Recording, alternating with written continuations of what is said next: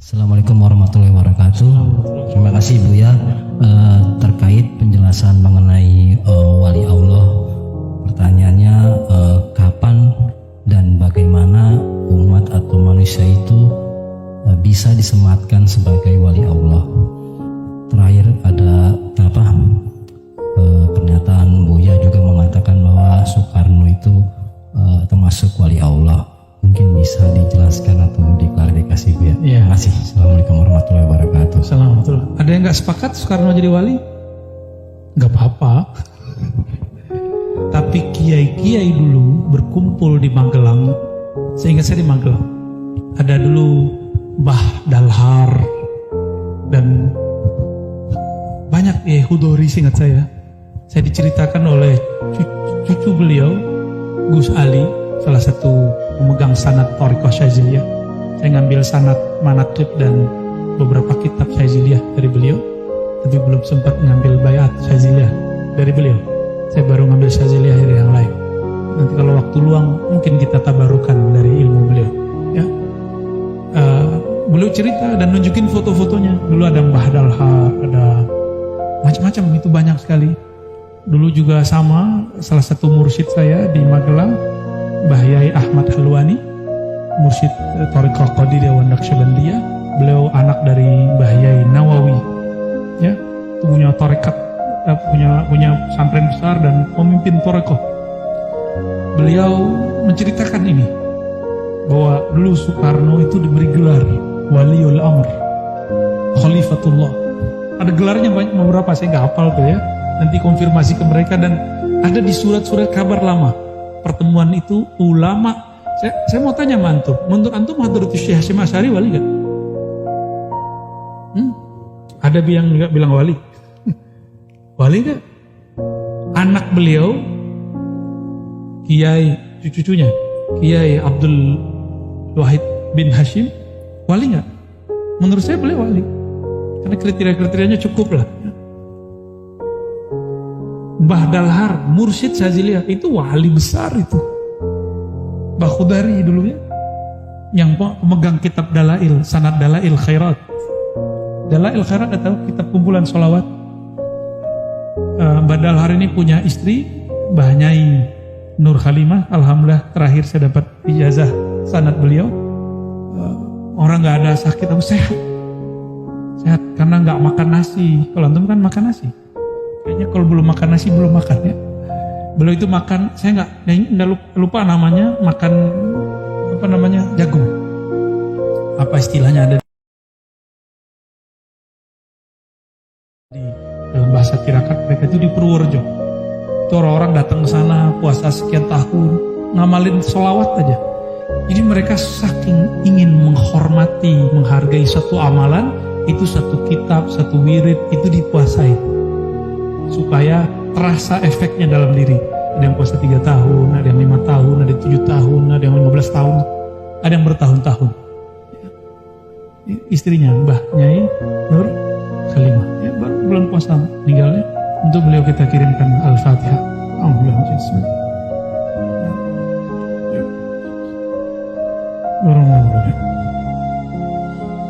Jadi saya mengatakan beliau-beliau itu wali. Lalu mereka mendoakan dan mendukung Bung Karno dan menyematkan Waliul Amr. Jadi wali itu jangan dibayangkan cuma wali ibadat, wali ma'rifat, ada wali imarah, wali kekuasaan. Ya. Dan saya meyakini itu. Dan antum boleh beda sama saya, nggak ada masalah. Misalnya antum nih, saya kan dulu anti Soekarno. Lama Pak, 10 tahunan lebih. Anti Soekarno, jadi kalau sebut Soekarno langsung komunis aja dibela. Ternyata beliau bukan komunis, beliau membuat Nasakom. Nasakom itu sebuah falsafah, bukan falsafah gabungan Islam komunisme, bukan. Beliau mengambil sisi baiknya. Menurut antum Tan Malaka ateis gak? Tan Malaka atau Tan Malaka? Tan Malaka itu dulu guru terjemah Quran di kampungnya. Tan Malaka itu cuma mengambil gerakan politik daripada sosialisme atau orang-orang komunis sana. Maka dia buat partai juga dulu kan. Nama partainya tau gak? Nanti baca lagi buku lagi ya. Saya juga dulu lupa nih ya. Pak, dia buat partai dulu, dan partainya bukan PKI. Dia buat partai dulu. Dan waktu beliau ditanya, kan dia punya Islam dan Madilog gitu. Beliau ternyata sangat kuat tauhidnya kepada Allah. Maka orang keliru menyematkan beliau sebagai ateis. Enggak. Walaupun saya nggak sepakat sama sekali dengan ideologi komunis itu, sama sekali nggak. Kita anti komunis gitu. Ya. Cuma kalau mereka kita tuduh ateis nggak benar juga. Ya. Kita harus adil lah dalam memandang seseorang. Dalam hal ini wali itu tugas-tugasnya banyak. Wali itu kekasih Allah, orang-orang yang dicintai Allah. Dulu gurunya Soekarno itu namanya Hos Cokroaminoto. Antum tahu Cokroaminoto?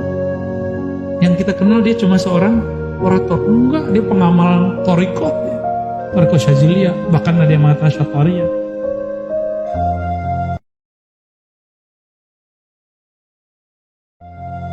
Saya pernah ketemu beberapa orang syarikat Islam, dan orang ini menceritakan kepada saya, salah satu wiridnya Hos Cokroaminoto adalah Hizib Bahar. Hizib Bahar Syaziliyah. Ya. Soekarno mengatakan dalam bahasa oratornya, bahasa orasinya, Hos Cokroaminoto adalah cerminku. Dalam ilmu tasawuf itu namanya robitah. Jadi Soekarno itu kalau mau ceramah, dia ingat dulu gurunya. Siapa guru yang dia ingat? Cokro. Ketika dia diasingkan ke bukan Sumatera, ke Bengkulu, dia jadi aktivis Muhammadiyah. Ketika dia ke Sumatera, dia bertemu dengan Haji Rasul, ayah Buya Hamka, dan diangkat menjadi anak angkat. Maka Buya Hamka sama dia itu saudara angkat. Gimana tuh Pak? Dan banyak kiai-kiai yang mengatakan gitu. Tapi juga banyak orang-orang kebatinan bilang Soekarno itu sukmanya sekarang lagi tersesat. Tapi saya nggak percaya. Jasa dia sudah sangat banyak. Ya. Anggaplah dia ada salah. Pasti ada salah kan? Ya. Dan memang ini, mohon maaf, ini dosa-dosa ideologi yang dikembangkan setelah Soekarno yang mengidentikan dia dengan komunis. Itu dosa besar. Sama dengan memfitnah babak bangsa. Dia bukan seorang komunis. Ya. Lalu di Quran dikatakan, ala inna awliya Allah la khaufun alaihim wa la hum yahzanun. Ketahuilah sesungguhnya wali-wali Allah tidak ada rasa takut di hatinya dan tidak ada kesedihan yang berlebihan. Dan saya melihat itu ada pada Soekarno. Ya. Saya punya guru mursyid namanya Abuya Hasan Basri. Dulu waktu sebelum tahun 2000 saya nanya, saya manggil beliau ya, kadang Abuya Syekh gitu ya. Abuya, apakah pernah bertemu Soekarno? Oh pernah. Itu gimana karismanya? Jangankan ketemu. Soekarno hanya berpidato lewat radio, se-Indonesia tenang. Guru mursyid kiai tenang Pak, semuanya ingin mendengar. Kiai aja ngomong belum tentu dengar begitu. Kira-kira dia siapa itu? Bukan dengan aji-aji ini dan itu Pak, enggak kuat aji-ajian itu. Antum baca wirid apa baca wajimat apa kan di beliau ini disebut membawa sesuatu di badannya, ya itu urusan dia. Enggak. Memang Allah berikan kekuatan kata-kata pada Soekarno. Saya pun konfirmasi kepada beberapa syekh, apakah pandangan ini benar? Untuk beliau benar. Tapi saya tidak boleh maksa antum tuh. Ya, gak boleh maksa antum. Saya mau tanya nih, Ali wali Allah gak? Ali bin Abi Thalib. Muawiyah wali Allah gak? Wali Allah gak? Sahabat loh. Saya tanya lagi, Ali bin Abi Thalib wali Allah gak? Muawiyah wali Allah gak? Wali, dua-duanya wali, beda politik. Amr bin al-As, anaknya Abdullah bin Amr bin al-As, beda dengan Ali. Sahabat ini orang-orang yang disebutkan di Quran radhiyallahu anhum.